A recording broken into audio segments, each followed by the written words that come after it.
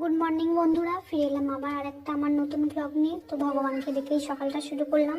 তারপর আর কি, গরম গরম ধোঁয়াটা চায়ে ডুব দিলাম। চা ছাড়া আমার সকালটা তো অসম্পূর্ণই। তোমরাও জানিও কার কার চা ছাড়া সকালটা চলে না। তারপর আর কি, এই যে একটু ঘরটা মুছে নিলাম। ঘরটা তো পরিষ্কার রাখতেই হয়, তাই না? তারপর আর কি, মা রান্না করছিল, বললো রিতা একটু নেড়ে দিত। করলা ভাজাটা বসিয়েছি, তাই মায়ের কাজে একটু হাত লাগাতে গেলাম। রান্নাটা মাই করে, বাপের বাড়ি থাকি তো সেরকম বিশেষ কোনো কাজ থাকে না। তারপর কি, চান সেরে ছাদে উঠলাম।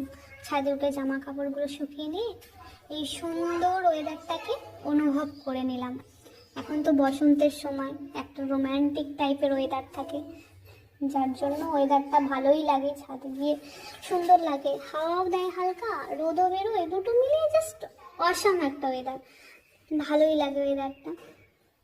কিন্তু সকাল করেই চান সেরে নিই, বুঝলে। ছেলেটা স্কুল থেকে ফেরে তো এই 11টা নাগাদ। এবার তারপর ও এলে ওকে নিয়ে ব্যস্ত হয়ে পড়ি।